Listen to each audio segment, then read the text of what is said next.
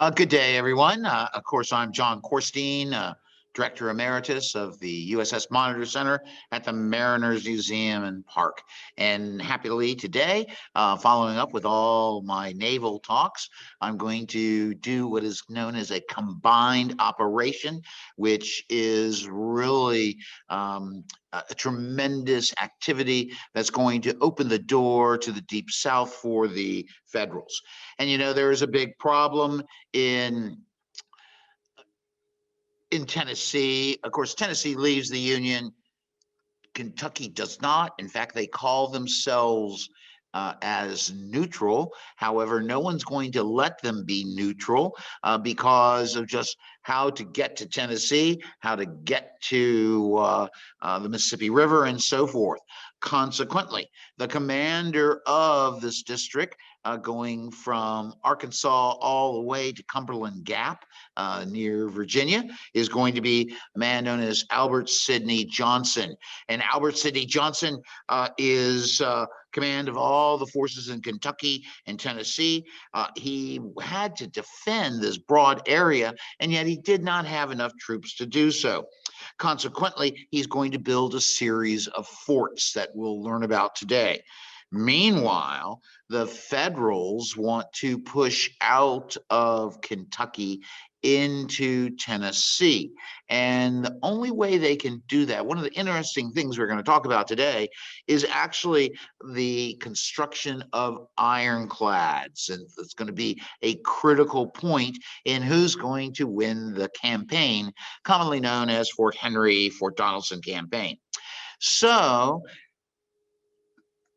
a man known as Ulysses Simpson Grant will actually have the opportunity to work with Flag Officer Andrew Hall Foote,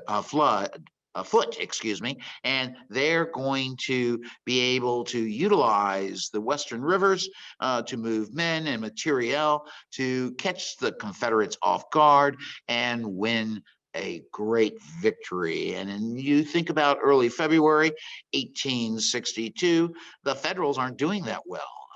The Confederates won the last really major battle, which is known as the Battle of Manassas or Bull Run, depends on who you are. And then they lost the Battle of Ball's Bluff along the Potomac near Leesburg, Virginia.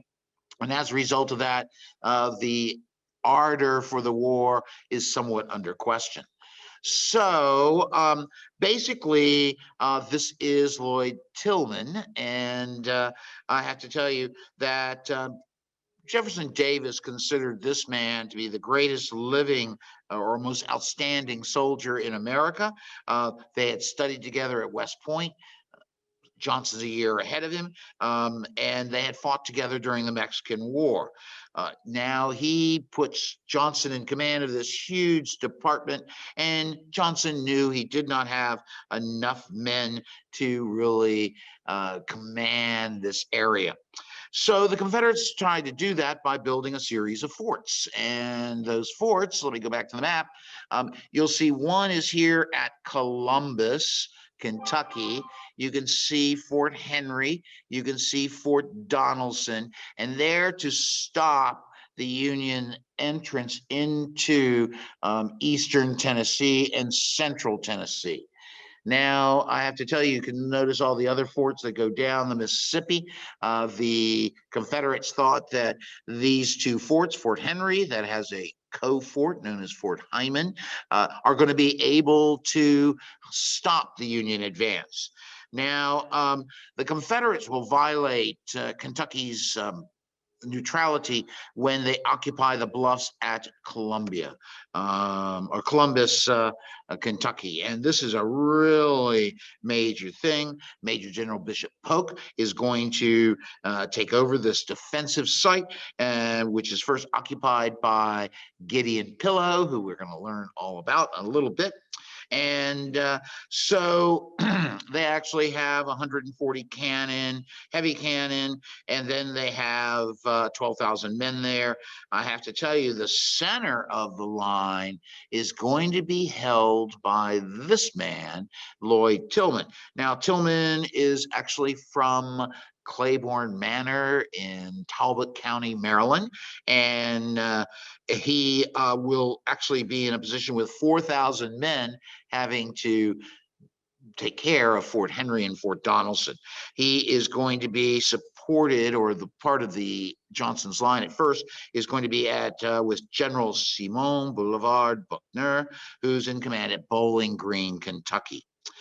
Everywhere, though, seemed open to attack, and especially central Tennessee was extremely vulnerable because the Union gunboats are going to give them excellent movement or the ability to move wherever they wanted, because these rivers all flow north to south, unlike in Virginia, where they flow east to west, which gives them a defensive barrier. Here in Tennessee, you're not going to have that opportunity.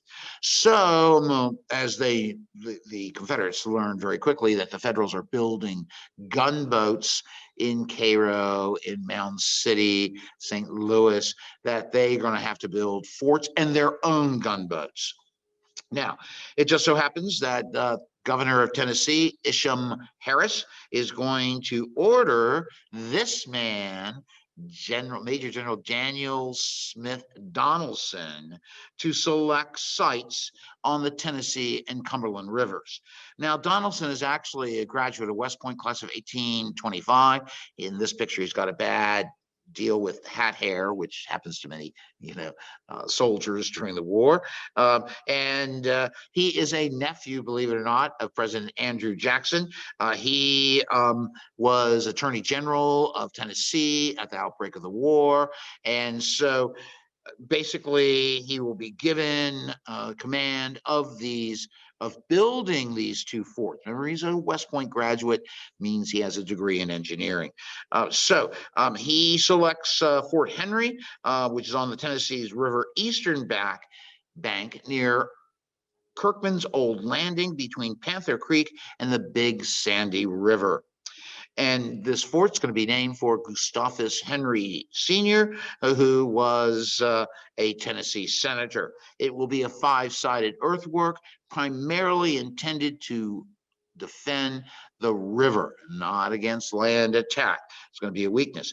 Now, across the river in Kentucky, there's going to be what is known as Fort Heiman, and this is going to be named for Brigadier General, or Colonel, excuse me, Adolphus Heiman. Both of these earthworks were incomplete in early February.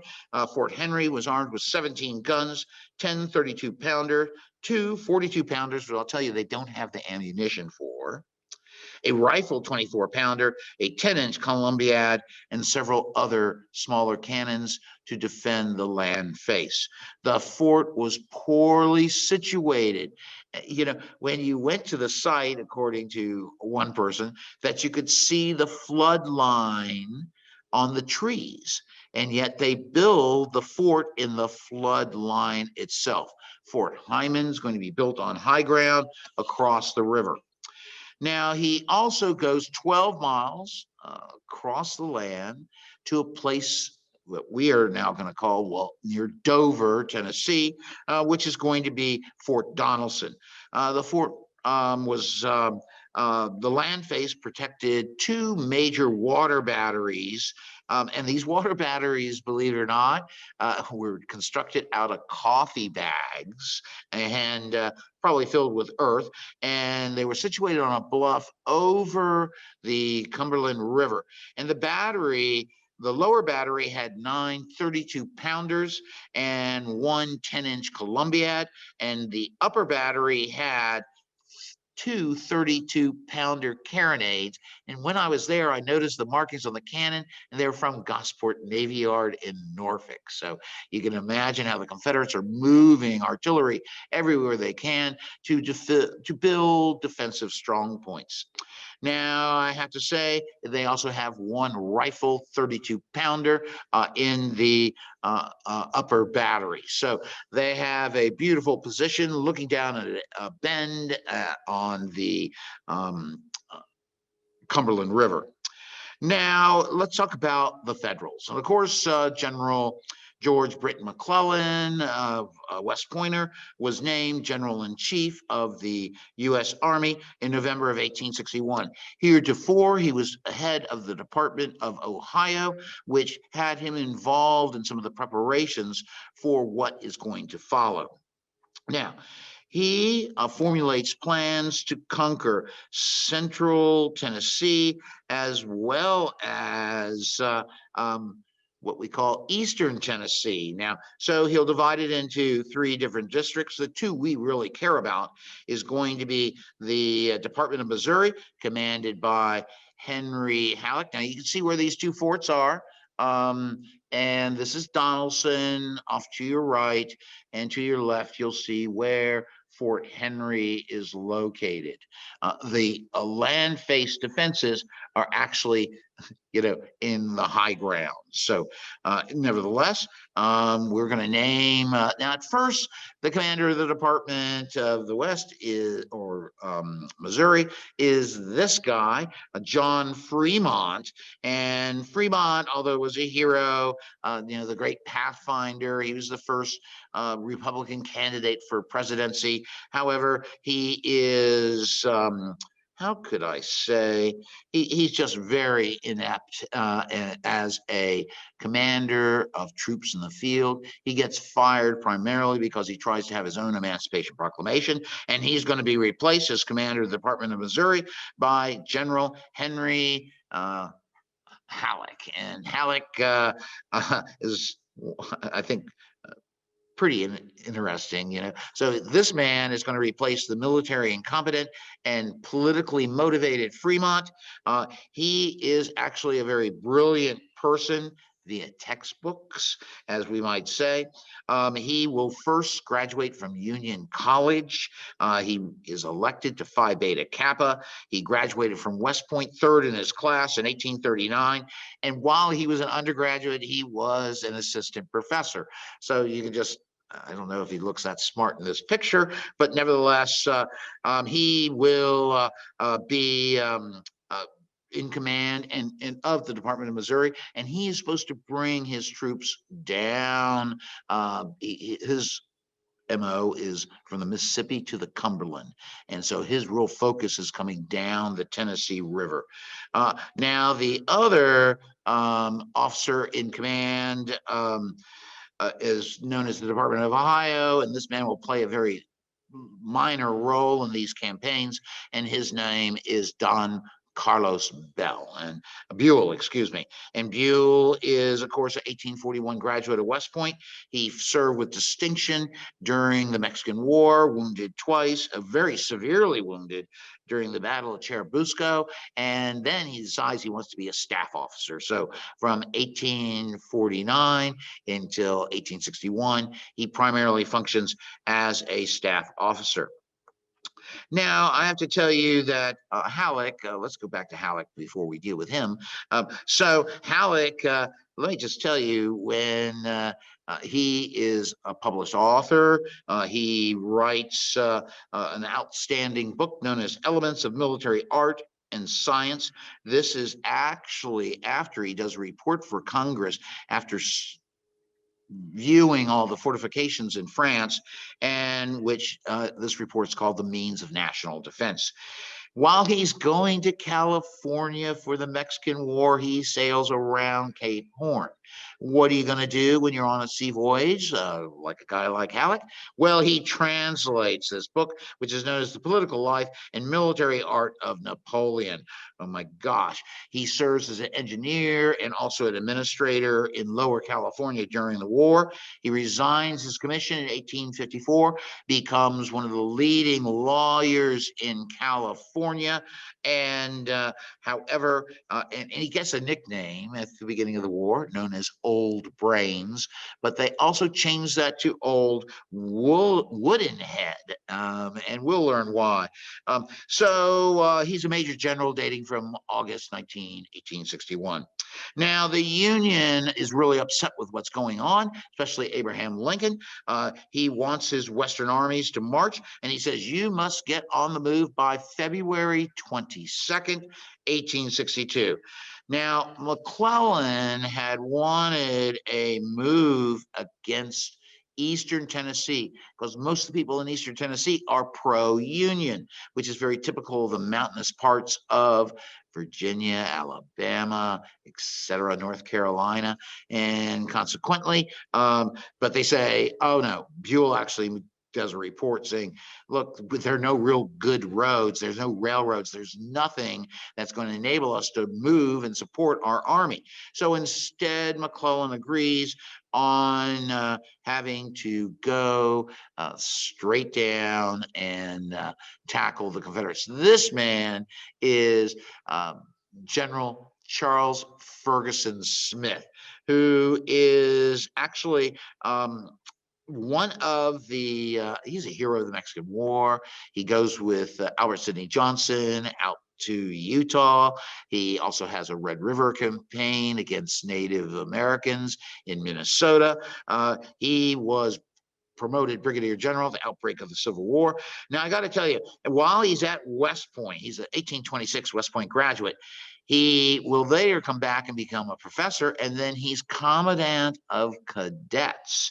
And he's commandant of cadets in 1843. It's the last year he serves as such. And guess who graduates in 1833 or 43? It is going to be U.S. Grant. And so that at first, there's a little bit, how can I tell my former professor what to do? But Smith is very gracious when Grant receives command of 2 divisions. And so basically his 2 divisions are going to be commanded once by Smith and the other one, and here's Grant. Now, we don't remember him all with this great beard that he has. This is very early in the war. Someone asked me, what type of hat is he wearing? I said, dude, as many of you all know, that's a hardy hat. So Grant, out of obscurity, because as we know, Grant was a hero of the Mexican War, especially at the attack at San Cosmos Gate, at the capture of Mexico City. He gets a mountain howitzer and gets it up into a steeple of a church. Oh my gosh. However, he's going to be assigned to the Pacific Northwest. He missed his wife. When you miss your wife and you're in a rainy climate, what are you going to do? But you're going to drink. And he is forced to actually resign his commission, goes back home. He is an inept businessman. He does nothing right. In fact, Sam Grant, as many call him, that he will actually be considered a nobody. And it's just unbelievable is no one looks to him when the war breaks out because the record of his drinking. But fortunately, his family has some political connections, and Senator Washburn is going to name him a brigadier general colonel of the 21st Illinois, and then he's going to become a brigadier general. So the key to Grant, now I got to tell you, is going to be the Western Gunboat Flotilla. Now, the big thing is that it was critical for the North to be able to open the Mississippi River because of all this great commerce and that used to flow down the river. And so it's hurting the people economically in the Midwest, as we will call it. And so this man, James Eads, who's a wealthy St. Louis businessman and shipyard owner, suggests to the Secretary of Navy, Gideon Wells, that, hey, I could build a bunch of gunboats. Now, he's noted for building snag boats that, got rid of obstructions in the rivers. And he actually used catamarans, hulls to be able to build these snag boats. So it's a great concept. Now, when he goes to Wells, Wells says, look, I'm so busy. I cannot deal with this.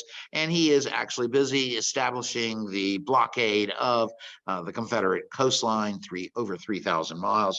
So then he actually goes and gets attention from General McClellan, and then he is going to be given contracts to build what are called gunboats, in this case, ironclad gunboats. Now, when Wells turns this over to the Army, he actually will allow Commander John Rogers, who is right there. John Rogers is, of course, of the famous Rogers family from the War of 1812 and the Revolution, from Havre de Grace, Maryland. He and naval constructor Samuel Pooke will design this type of ironclad. Now, it looks pretty awesome when you look at it from here. However, the city class, as it's going to be called, ironclads are really not that very good. They're going to be nicknamed Pooke's Turtles because of the slope of their casemate. Eads is actually given a contract to build 7 ironclads. They were all laid down in October of 1861. Generally, they're 175 feet in length with a beam of 51.2 inches and a draft of 6 feet, which meant they could go almost everywhere below Cairo and operate in both the Mississippi, or all 3, Mississippi, Tennessee, and Cumberland rivers. Now, he's going to build what are known as the Cairo, the Canarsie, the Cincinnati, Louisville, Mound City, and Pittsburgh and St. Louis. The center wheel propulsion is going to give these boats a 5.5 knot power, and their armor, however, is just 2 inches of iron plate. Now, the biggest thing is that they have a powerful battery, and most of them had the same battery. However, some of the class had different armament, and so let's just talk about the Mound City.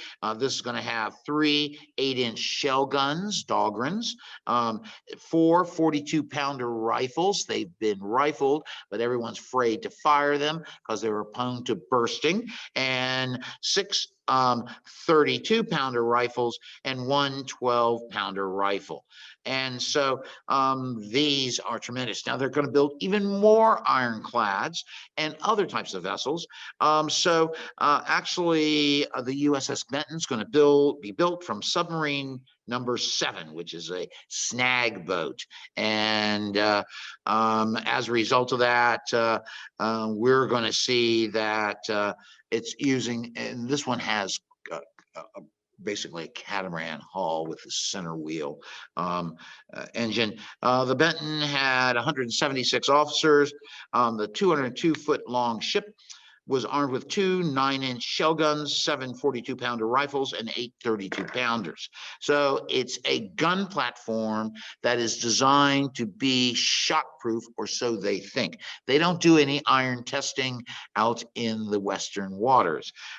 They just knew that, wow, these ships are going to be so powerful that the Confederates have nothing to respond.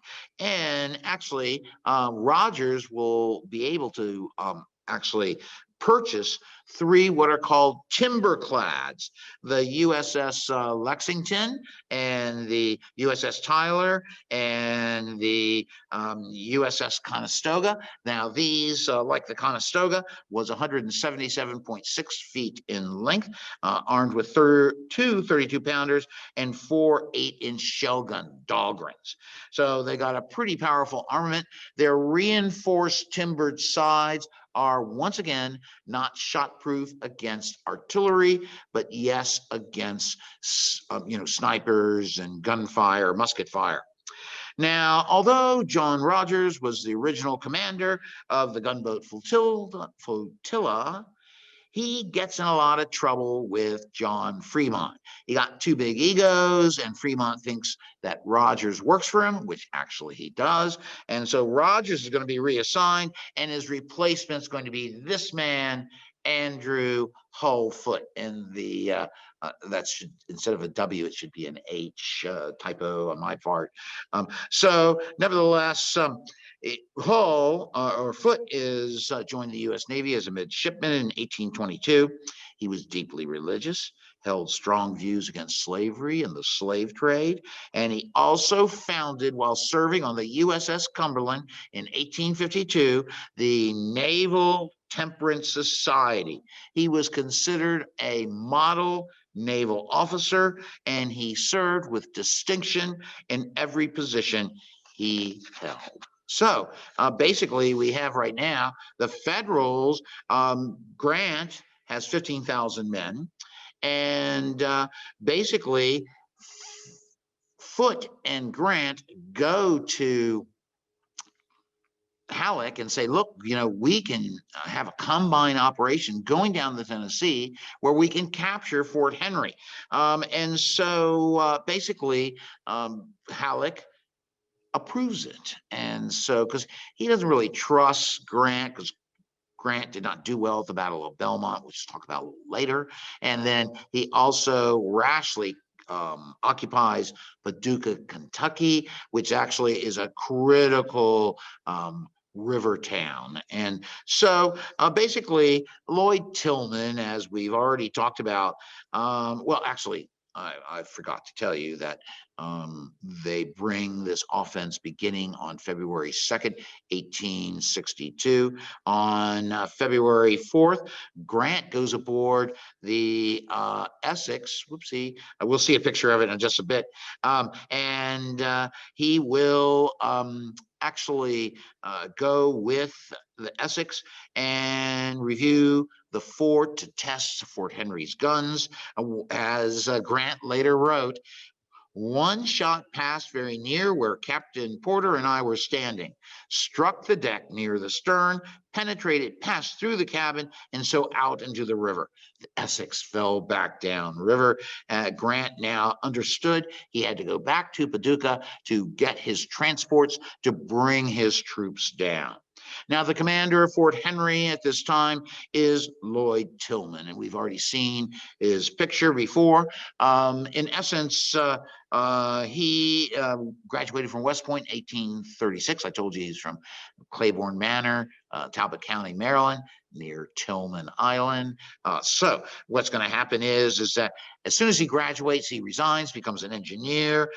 During the Mexican War, he serves as an aide to General David Twiggs.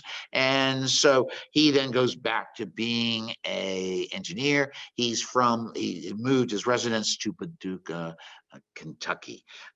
Now he joins the Confederate Army in 1861 and promoted to Brigadier General.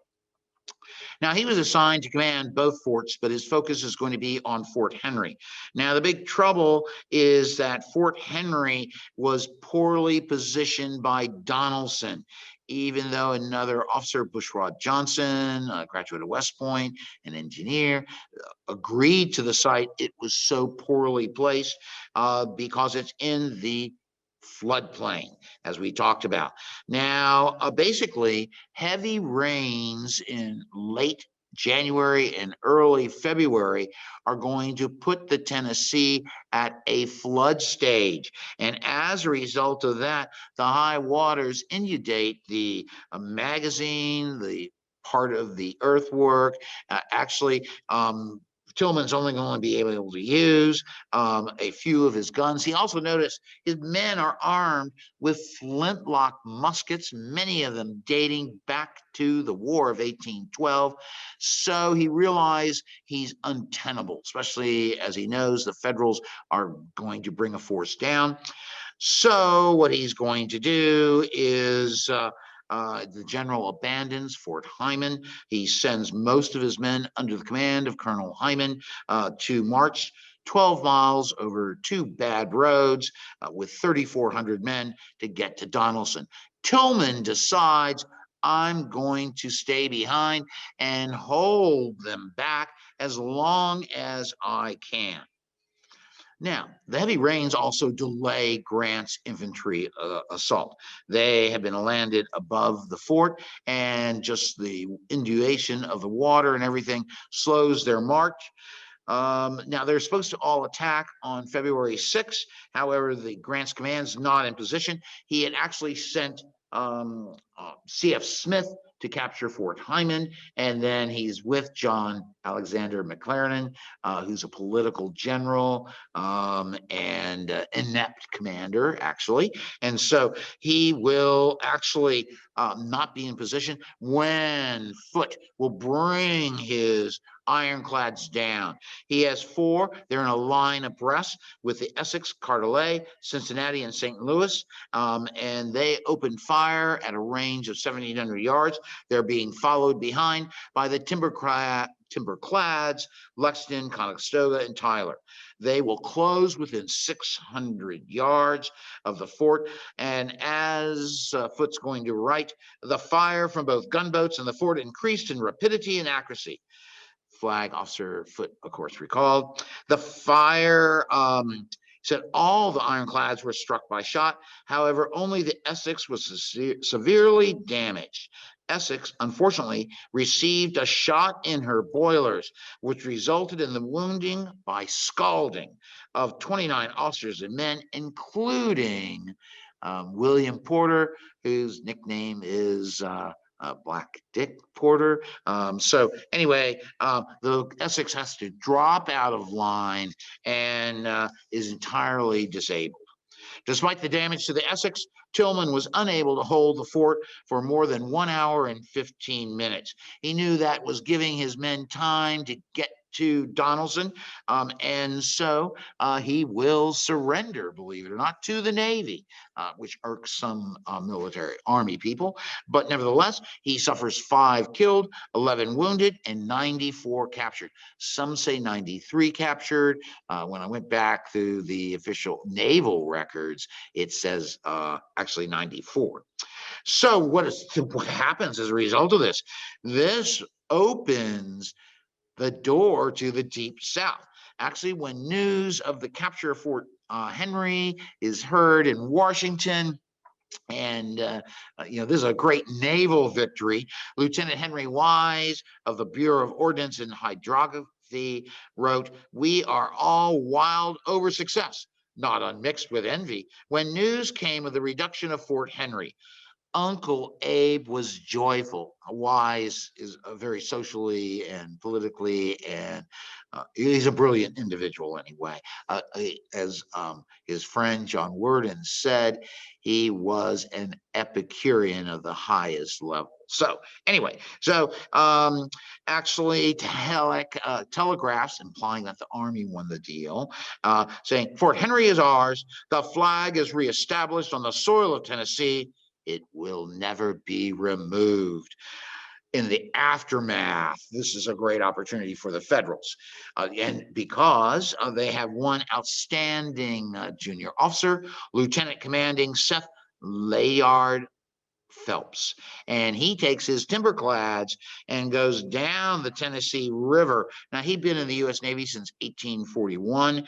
He served on gunboats during the siege of Veracruz. He served on the African Squadron, the Slave Trade Patrol. He was in the Mediterranean Squadron, the Caribbean Squadron, plum assignments, outstanding officer. So he then goes all the way down to Muscle Shoals, Alabama. When he gets to Florence, the citizens of Florence says, "Oh my gosh, we don't like the Confederacy. Don't burn our bridge." He doesn't burn that bridge, but the Federals do burn or destroy the bridge that is going to be the Memphis and Charleston Railroad bridge across the Tennessee. Now, most importantly, you can see the bombardment. This is a great Currier Ives image. And this would have been very similar to the scene you would have seen. This is the Essex. Notice her slope of armor is not sufficient to really add to her 3 inches of armor, or actually 2.5 inches of armor. So she is not shot proof. The dome there is, of course, the pilot house. And so the Essex is going to be knocked out of action. However, Phelps is going to capture the Eastport, which is being built at Cerro Gordo in Tennessee on February 7th, 1862. The Eastport was under conversion from a side wheeler known as C.E. Hallman, which was built in New Albany, and it was 280 feet in length, 43-foot beam, and a 6.5-foot draft. Perfect for operating. It was plated with 2 inches of armor, but was not armed. The east port would then be towed to Mound City, where they would finish it off. And I just want to pause and tell you, in late 1861, the Confederates realize they hear about the Federal ironclad construction, and so they want to build their own ironclads. Just think, they have a building in late 61, 2 ironclads in New Orleans, the Mississippi, the Louisiana, 2 in Memphis, the Tennessee, and the Arkansas, 1 up near Shreveport, the Missouri, and then 1 that's going to be built down in Cerro Gordo, the Eastport. So they're trying to counter as best they can, but most of these ironclads will never be finished. And so that is the big trouble. Phelps's operation is deemed by Foote as a perfect success. It discovered the real weakness of the Confederacy in that direction, the feasibility of marching an army into the heart of the Confederacy. Then Foote goes back up and rejoins Foote's squadron. Now, the loss of Fort Henry was devastating to the Confederacy, as we all know. This is the capture of Fort Henry ruins Albert Sidney Johnson's defensive line. He has to abandon Columbus, which is then commanded by General P.G.T. Beauregard, another West Pointer, hero of Fort Sumter, hero of the Battle of Bull Run. This guy is just pretty awesome. However, he's just been assigned to Johnson's army. And so when they abandon Columbus, they also have to abandon Bowling Green. And so you have approximately 36,000 Confederate soldiers falling back. There are right now almost 5,000 soldiers in Fort Donelson, but Beauregard convinces Johnson that they must make a stand at Donelson, and he will say, we need to send reinforcements, which they will send 12,000 men to take command or to add to the defenses of Fort Donelson. Big boo-boo is that Beauregard has a sore throat, says, I can't take command there, even though Johnson really wanted him to. And Johnson wasn't so sure of making the stand at Fort Donelson, but really they had to make a stand somewhere. Sadly for Johnson, he puts in command of Donelson a man known as Brigadier General John Buchanan Floyd. And this will prove to be a significant mistake. And actually, when Grant learns about, now Grant's already told Halleck, look, I can march across 12 miles between Henry and Donelson and invest the fort, while the Navy goes up to Paducah, Cairo, gets more troops, brings them down by way of the Cumberland River, and we will be able to capture this fort with another combined operation. So basically, Grant, when he heard that Floyd was in command, he actually will write, Floyd did not have the elements of being a soldier and was further unfitted for command for the reason that his conscience must have troubled him and made him afraid. As Secretary of War, he had made a solemn oath to maintain the Constitution of the United States and to uphold the same against its enemy. He betrayed that trust. So, Grant and many of these other people think all the Confederates are treasonous, and so they must be treated accordingly. So actually, Grant asked Captain Henry Walk to bring his ironclad down the Cumberland River to test Donelson's water defenses and to also cover his troop displacements. Now, Walk is from Princess Anne County, Virginia, now known as Virginia Beach. He joined the U.S. Navy in 1827 and had a very successful career. He actually is in command of Warrington Navy Yard in Pensacola.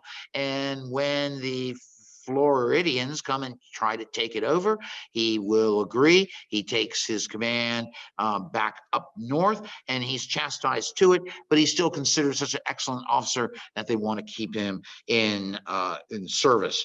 The Cartelet will come down. It actually has got engine problems, so it's going to be towed by the steamer Alps, which is a rented steamer, and that steamer is going to tow it down. And so basically, the Cartelet arrives at Grant's request and tries to take attention of the fort. Now, they do indeed take attention of the fort, and the two water batteries have a perfect range to shoot down. The Cartelet was hit several times by Confederate shot, two of those shots, one of which was a 128-pounder or pounds shot, solid shot, Walk said.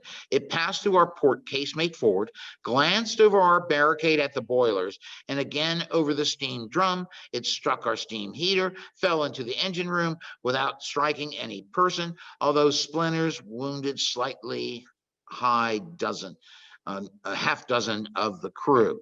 Now, that is going to be wow, not shot-proof at all. In fact, what all the commanders of the river-class ironclads, there's Phelps, this is the Eastport, beautiful image. What if the Confederates had that? There's so many what ifs about Confederate ironclads, but anyway, here is Floyd.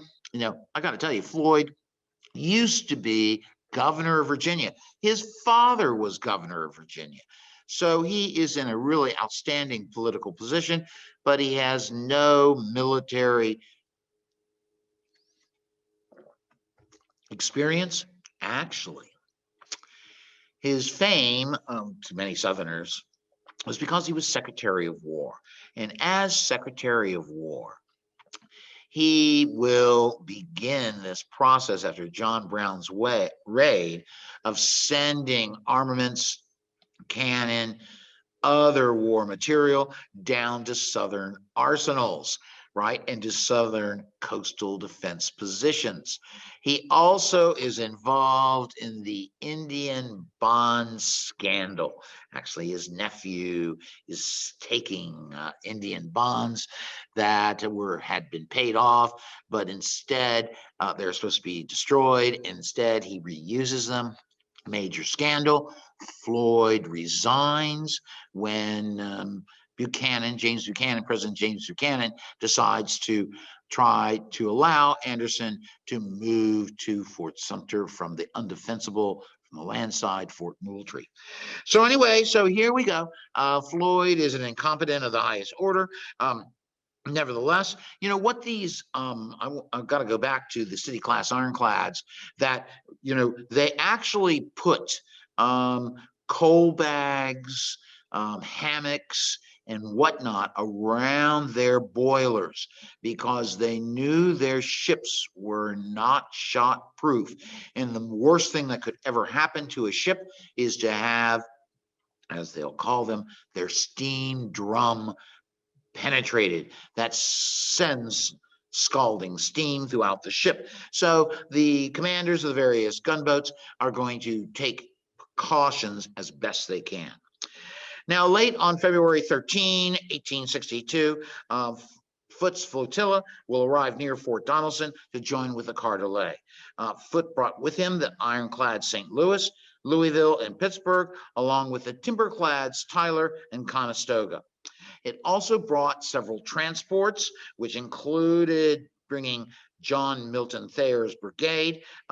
Thayer had graduated from Brown University, went west, became a noted Indian fighter, so to speak. When the Civil War broke out, he, of course, received a commission as commander of the 1st Nebraska Regiment and later became brigade commander. Now, Thayer is assigned to Grant, and also, and actually to the command of General Lew Wallace. Now, Grant had left Lew Wallace at the Fort Henry, but he's ordered him to come back over, and Thayer and Wallace are supposed to control the center of the Federal line. The Federal right is commanded by John McLaren, the center by Lew Wallace, and also by W.H. Wallace at first till Lew Wallace gets there. You know, Lew Wallace is famous for what? Ben-Hur, A Tale of Christ. Now, he had fought during the Mexican War, rose up to the rank of colonel as commander of the 1st Indiana Regiment. But, you know, now with all these troops coming in by transport and so forth, Grant has 25,000 men ready to, well, they're encircling Fort Donelson. Now, at 3 p.m. on February 14th, Foote decides to attack the Confederate water batteries. The Ironclads move within 400 yards of the batteries. Foote reports that his flagship, St. Louis, alone received 59 shots, 4 between wind and water, 1 in the pilot house, mortally wounded the pilot, and other places. Foote, actually, by that shot into the pilot house, is actually wounded in the foot, which without its wheelhouse, the St. Louis has to fall back upriver. Now, all the Ironclads suffered grievously during the fight. Of the estimated 500 Confederate shot, they scored many, many hits. And the impact on these Ironclads, remember I told you they were shot-proof, not shot-proof, was devastating. The tiller ropes of the St. Louis was shot away, forcing the Ironclad to drift away from the battle. Actually, the Pittsburgh, commanded by Commander Egbert Thompson, received at least, as he said, 30 shots. The principal disasters were 2 shot holes on the bow. Next in importance, perhaps, was a 128-pound round shot through the pilot house. Another shot entered the middle port, passed out at the stern, through the cabin, first cutting its way through a stack of hammocks and coal bags, escape pipe, wheelhouse, and not touching a man. The Pittsburgh's pumps could not keep up with the flow of water, so they have to go back upriver and run themselves aground so that they can patch the holes, because the pumps can't keep up with the flow of water. The Cartelet suffered severe damage. It was hit by 35 shots, causing several leaks. A 42-pounder rifle burst during the engagement, and an 8-inch shell actually hit the Ironclad from one of the Timberclads, it was said, which penetrated the casemate with fragments. The casualties amounted to 10 killed, 43 wounded. The naval attack was a complete failure. And actually, many people think, why did Foote actually come there and just try to bombard the fort? Like Farragut ran past the forts, Foote would have been probably better served in doing that. Now, the big trouble is that Floyd is in command at Fort Henry, but he is, and this shows you, or Fort Donelson, this shows you a good view of Fort Donelson. There is Dover, Tennessee below. You can see the 2 water batteries, and basically the second in command to Floyd is going to be another major incompetent person, in my opinion, as his name is Gideon Pillow. Oh my gosh, Gideon Pillow. His rise to fame was because he was partner with President James, a law partner with President James Polk. So he gets a commission during the Mexican War. He argues with Winfield Scott. He actually was noted for having built his entrenchments facing the wrong way. Now, basically, the Confederates now realize they're almost in a hopeless position. So they have a council of war where they agree that they're going to try and break out of Fort Donelson. They knew this noose was tightening on them. So Pillow began this breakout at dawn on the 15th and pushed through McClernand's command. The Federals soon became demoralized, feeling overwhelmed by the Confederate flank attack. The McClernand's men were running out of ammunition as Pillow reached the roads leading to Nashville. And that's just but Pillow is angry and yells at Buckner because Buckner hasn't pulled his men out of the Confederate right to join into the attack. He finally does so, and by 9:30, it appears that the Confederates have achieved their goals. Colonel Nathan Bedford Forrest, commander of the Confederate cavalry, had flanked the Union position again, and he urged General Bushrod Johnson to launch an all-out attack. And he believed that the attack would have caused the Union to be routed.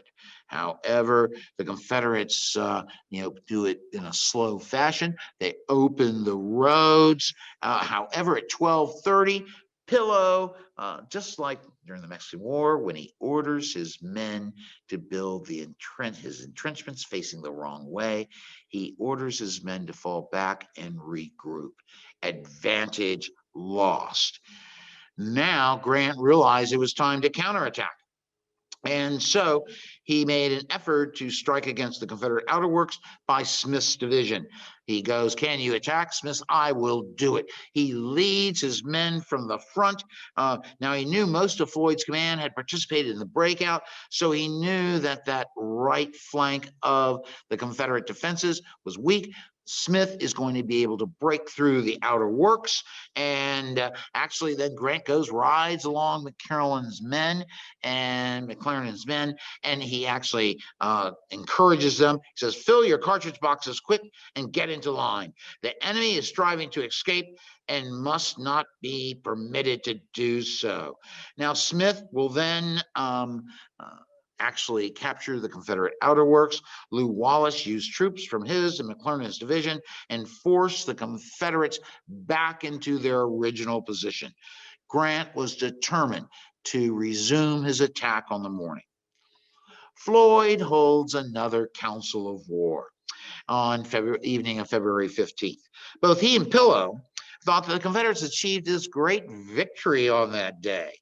However, the one real trained military man, Simon Buckner, now remember, he's a graduate of West Point, class of 1844, went to West Point with Grant, graduating 1 year later. He also, the great thing is that he, was actually resigned his commission in 1854 to pursue business pursuits. However, he is going to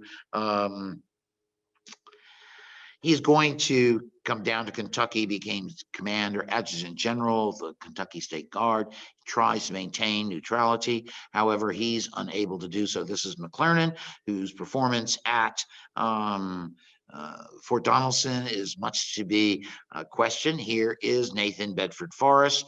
This is the view. I believe this is really trying to show Smith's attack. We can't tell. We can see the picture of Grant over here. Currier and Ives, they really have very similar images throughout their career is creating prints. You can see off to the right the Federal gunboats, and you can see the Confederates that are killed or wounded laying there. And so this, I'm unsure which part of the battle they're trying to recreate, but nevertheless, Fort Donelson does not look quite like this, but it's a great painting or print. And so Pillow and Floyd says, "Oh gosh, we're great." Buckner says, "No, you got to realize you have not done a good job. We are trapped and we're going to have to surrender the fort." And Floyd goes, "Oh my gosh, I can't be here. I'm going to be, taken to the north, and either for corruption or for treason, they're going to hang me high. So he takes 2 of his Virginia regiments, hops on a steamer, and leaves. Pillow, because he thinks he's also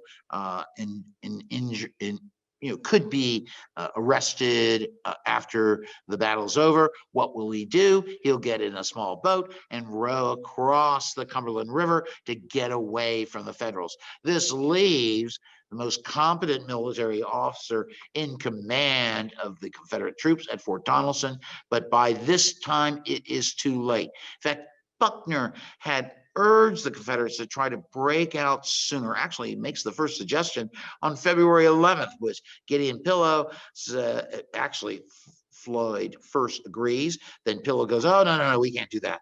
And of course, then 4 days later, they try to break out. They did break out. They just failed to take advantage of the opportunity before them because of hesitant leadership on behalf of Pillow and Floyd. So what's going to happen is that the next day, of course, now, Buckner will send a note to Grant saying, I'd like to have an armistice and to talk about surrender terms. Grant replied with the terse statement, yours of this day proposing armistice and appointment of commissioners to settle terms of surrender is just received. No terms but unconditional and immediate surrender can be accepted. I propose to move immediately upon your works. Buckner has no choice but to accept Grant's terms. What does all this mean? I have to tell you, there's Buckner right there. What does all this mean? Well, the Grant and Foote team proved the power of combined operations in the Western theater. This playbook would be repeated often by subsequent commanders, enabling the Mississippi's opening by July 1863. The Confederate defeats were significant, as Albert Sidney Johnston had to abandon Nashville. His army had surrendered 12,000 men, which the Confederacy would find hard to replace in the Western theater. To do so, Johnston has to strip all other commands. His troops from Pensacola, the troops from New Orleans come and will join up with Johnston's army as it retreated down to Corinth to try to discover what to do next.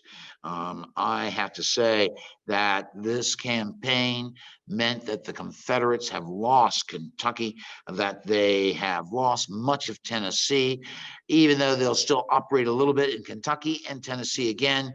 It is truly lost to the Confederacy. And the loss of Nashville, being an industrial center, is devastating to the Confederacy. So throughout the North, church bells rang. It was the first federal major land victory since the war erupted. Ironclads were an expression of the North's inventiveness and industry, surely designed to free the Mississippi River Valley from Confederate control and to reopen Midwestern commerce.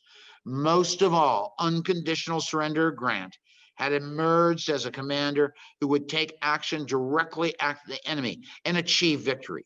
Fort Henry and Fort Donelson campaign brought Grant to the forefront as he began his work to reunite a fractured nation.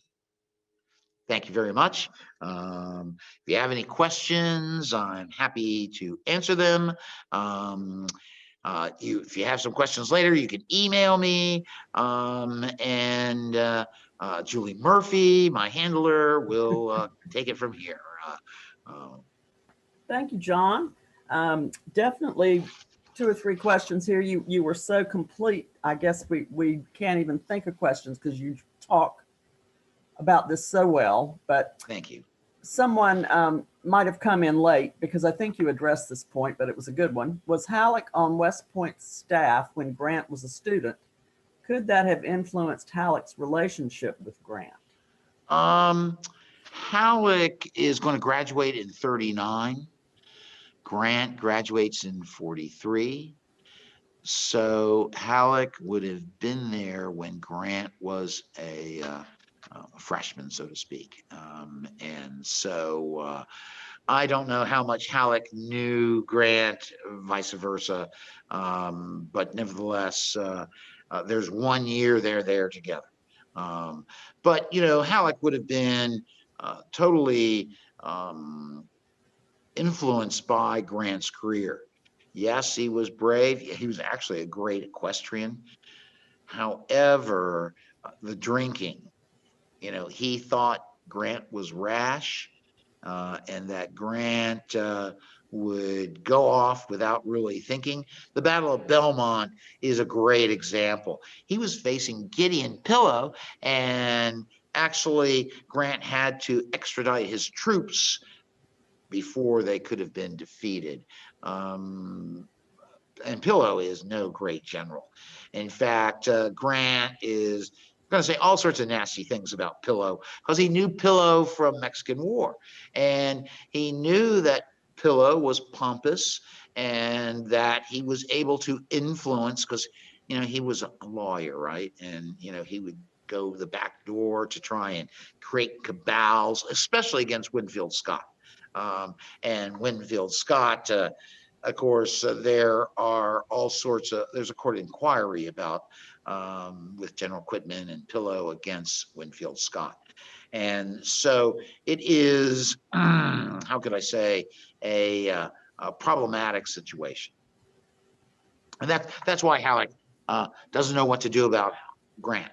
But once Grant wins Fort Donelson, there ain't much stopping him. Shiloh is a setback slightly, but he won the battle. Nevertheless, he is a man that throughout the North is noted as a man who could fight, and that's exactly what Lincoln needed. Halleck got his nickname Old Wooden Head because he's so ponderous in his troop dispositions. He allows, after the Battle of Shiloh, allows the Confederates to escape from Corinth. We could go on and on, but it's amazing that eventually Grant will be general in chief, and Halleck, who actually served 2 years as general, a year and a half as general in chief, will just become a clerk underneath Grant. So that's a great reversal. Mm-hmm. Yeah. Doug asked, did gunboat design and armor improve later in the war? Well, yes, they will build several different, I'm going to do a program about river ironclads a little later, so I'll go into detail about them. But like the Osage, they do improve some of the designs, but then some of the designs are just a poor concept. Like Porter will design one ship that is top heavy, and so it doesn't work very well. The best things they build in the Western waters are going to be the Milwaukee class of twin turreted monitors, and those are outstanding vessels. And so I will go into far more detail. Eads is brilliant, but he doesn't understand the impact of a cannonball, right? And so that is a huge issue, because 2 inches of armor plate will not stop a round ball in any way whatsoever. Steve asked, do Fort Henry and Fort Donelson still exist? Well, Fort Hyman, the companion fort to Fort Henry, does exist. Fort Henry is underwater, and Fort Donelson is there. Yes, I've been there several times, and it is really pretty fascinating to go there, especially the water batteries. I mean, you can just tell that the Union did not have a chance. Foote made a major mistake. Remember, he's fighting bow on, so that means he's not taking advantage of all of his armaments. Because of his broadside and so forth, much heavier armaments than his bow guns. So consequently, he stops and fights the battery.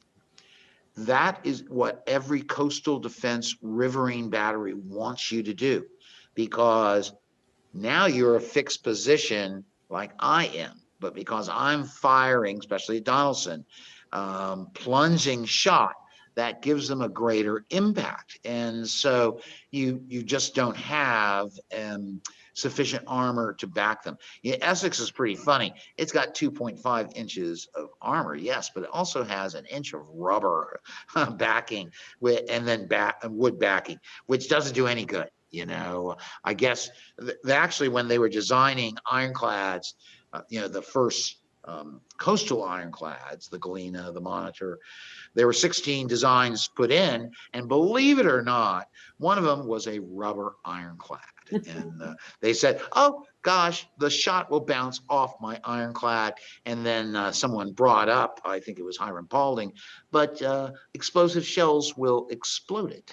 And so that design was not used. Well, and didn't the Russians make a round one? Yes. It's well, I think that's a very viable program because the lessons of the Civil War are going to have a tremendous impact on artillery design or ship artillery design and ship construction. Number one, this whole concept of the ram, and which is a great program to talk about. And then there is, of course, the turret. Now, the English use copper culls turrets, which are actually have a center shaft. They're better than Ericsson's turret, but the U.S. Government never builds anything but Ericsson turrets because he's got the in because he built the Monitor, and despite its flaws, it was a little ship that saved the nation. So that's where he gets his in. So it is pretty amazing the impact on naval warfare that the Civil War causes. The big trouble, the Europeans start taking those concepts and keep evolving them, whereas the U.S., we had over 600 ships. We're not going to build any more ships.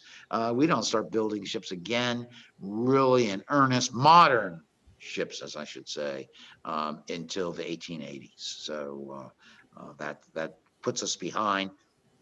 In fact, I think sometime in 1884, the U.S. Navy, which has once been the largest in the world, the most powerful, became the 13th most powerful behind Chile, believe it or not. And so, that wasn't very good for, once we realized we were becoming a world power, that really wasn't very good. Lauren asked, weren't there issues regarding Eads and his relationship with the Navy later in the war? Yes, there was his contracts. His contracts were not put out to bid, or they put out a bid and closed it the same day, and Eads got the bids.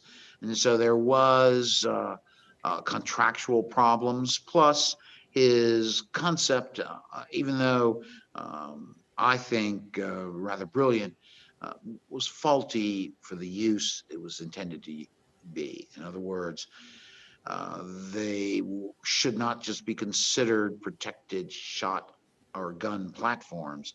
They should be true ironclads with resistance to shot. Mm-hmm. So yeah, but he didn't care. He made millions of dollars. So each one of those city class ironclads cost $83,900. Okay. And that's in 1800 money. That's in 1861 money. Yeah, Yes. Yeah. So okay. That's called a lot of shekels. Yeah. Yeah.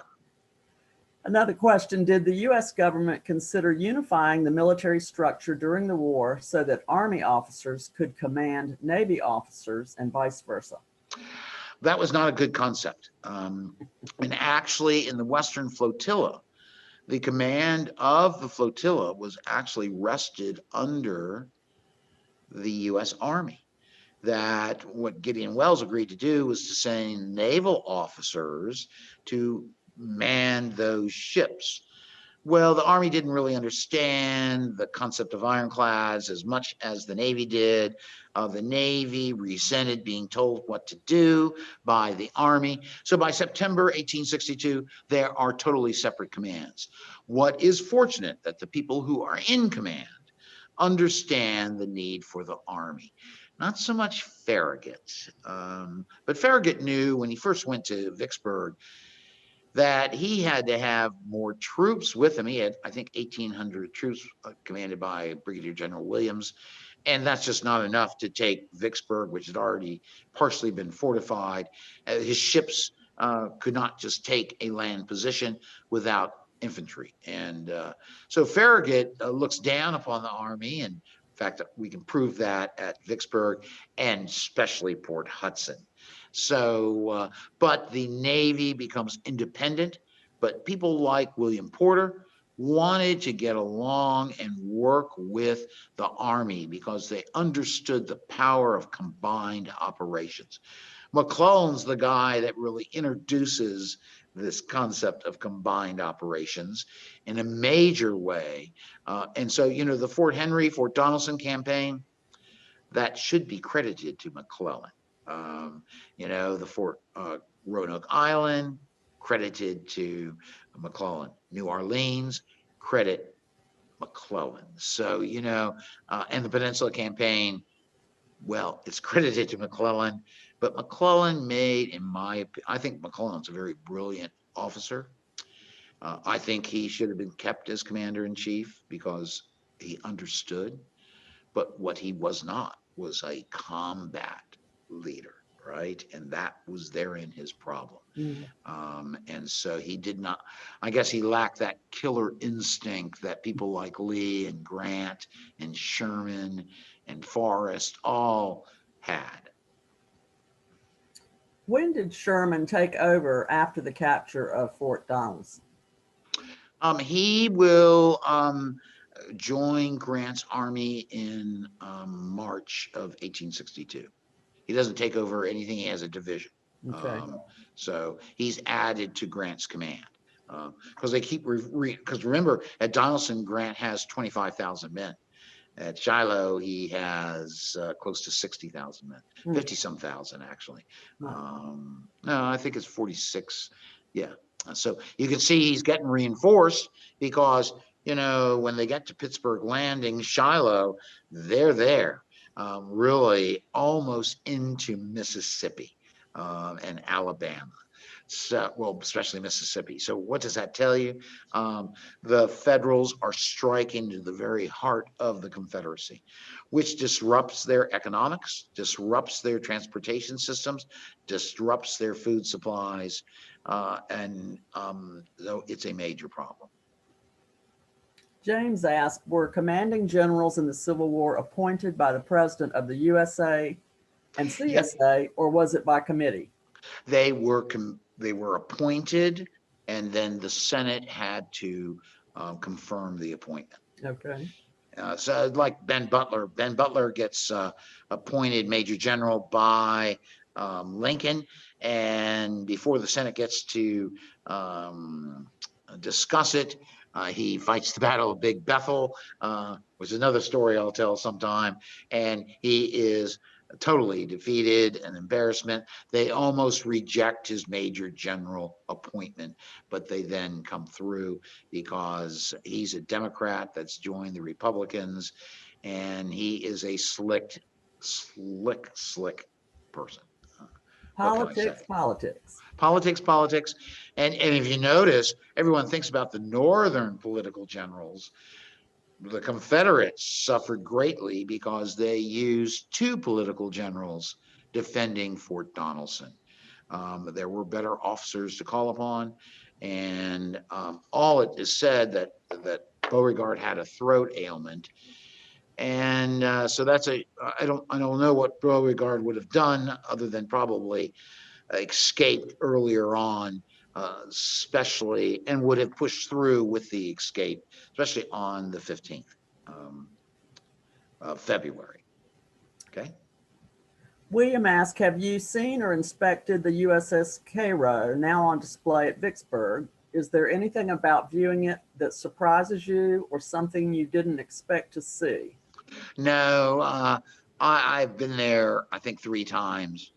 2 when it was just out there, and then once since they did more conservation on it and put it in better conditions for display. So no, nothing surprised me about that ship at all. It is so well documented how they built it. The plans by Samuel Pook are actually available. So I guess the only thing I think about it is, and it didn't amaze me when I saw it, was just how shot could just throw it out of the water. Mm-hmm. And the hull, of course, is sank by a torpedo, electronic torpedo, and all Federal ironclads were susceptible to torpedoes. In the Western waters, other than the Milwaukee class, they all have wooden hulls, and torpedo blows up under you, boom, you sink. I think I've always been amazed, and I knew Ed Beers very well. He's the guy that found it and had it preserved, raised and conserved and displayed. Is just that it was still there. No one went and pulled out the cannon and the iron and all that sort of stuff, and so it is pretty amazing. The engine system is no different than how it's described. It's a high pressure engine, which is typical of paddlers, except as a. So no, I don't think there's anything that surprises me about the ship. It's just fantastic. And I'm going to tell you, I love ironclads. I've seen the Warrior, the Huskar, the Well, and you're director emeritus of the USS Monitor Center, so oh, wow. Yeah, I kind of like ironclads. I've written 5 books about them. Yeah, So. we like ironclads around here. Lauren asked, Foote appears to have been one of the rare officers that worked well with others. Are there leadership lessons there? I would say at first, Foote is actually commanded by Army officers, so he doesn't have a huge choice of what to do. You know what I mean? He has to, do what they say. Phelps, actually, C.F. Smith will actually reconnoiter down. He tells Phelps, we're going to go down the Tennessee and see what's going on. That's when they discover Fort Henry. They can obviously, Smith can take a look at it and say, man, we can capture this fort, and reports to Foote, reports to Halleck, and reports to Grant. And Grant and Foote go together with together to go see Halleck and insist upon moving ahead with the Fort Henry attack. Now, if I look at all these different admirals, I have to say that people like DuPont understood the need for the Army, but he always wanted to put the Navy first and the laurels that it received. These people were very, how could I say, they were mindful of who they were and what they were. In other words, I'm a flag officer. You're a mere brigadier general. I don't care about you. And in fact, at the attack on Hatteras, Silas Horton Stringham is so disgusted at Butler and what Butler does during the campaign. And then Butler, because he has his own PR apparatus, gets some of the fame for the victory at Hatteras Inlet, capture of Fort Clark and Fort Hatteras, that, they all, he gets mad and resigns actually from the U.S. Navy. But admirals like, they become admirals, they're flag officers at first. Foote, even Charles Henry Davis, who takes Foote's replaces Foote. David Dixon Porter. They all know that they've got to support the Army, and the Army has to get landed and has to be able to actually capture the defensive works or defeat the infantry on shore. Without those aspects, you can't. Farragut got lucky at New Orleans, but when he goes to Mobile Bay, yes, he runs right past the forts instead of stopping like Foote does. But he's brought the Army with him, because Mobile may have been closed as a blockade running position, but Farragut could not get at the town of Mobile itself, and he had to rely on Edward Canby primarily to do so. And that's a Union general. Doug asks, could the battle's outcome be different if the Confederates counterattacked as Forrest had wanted? Well, they did. The trouble is that the guy in charge of the counterattack was not a military officer. He was a political general. And so he makes several mistakes. Buckner's a little slow, but I got to tell you, they had opened Forge Road and what is it? Wilton, or I can't remember the fair. There are two roads to Nashville, and they had opened both of them. Now, at that moment, you don't stop. When you got the enemy on the run, like Forrest would say, you keep pressing, and because that will give you a complete victory. Had Grant lost at Donelson, his career may have been over, or had he allowed most of the Confederates to escape. And it's pretty close. He's got 25,000 men. The Confederates have 17,000 men. So the concept of this breakout was brilliant. And, because McClernand actually did not stretch his entire line to the river because of ravines and other indurations of the landscape and all the flooding that's going on. So he does not put his command in the proper position, number one. Number two, he doesn't understand, these guys are fighting and they need reserve ammunition.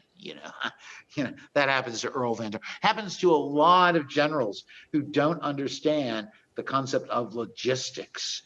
That, just like Grant, had his men well prepared and everything. And the march from Henry to Donelson turns into a beautiful Indian summer day in February. Oh my gosh, everybody's happy. We don't want to carry these heavy coats. We don't want to carry these heavy blankets. And they show up and they have this terrible snowstorm. And so the Union Army is suffering. And how would you like to be in Tennessee? Wet, cold, damp, snow, and you can't have fires to show your position. You have to have fires down in the ravines. So, that's not, it's not happy for me anyway, if I had been there. So I'm glad I wasn't, I'm glad I wasn't on those ironclads, especially. I cannot tell you what it's like to have your boiler burst during a battle. That totally disrupts your ability to fight. And and you said how many of them were scalded, right? Oh, the scalding is terrible. Yeah, I mean what a way to die. Of course, I looked up all the stuff in the official records, and some of the Navy officers talk about the scalding and that it actually flailed the skin off of people. One person was holding part of his flesh of his hip, said, "What do I do, doctor?"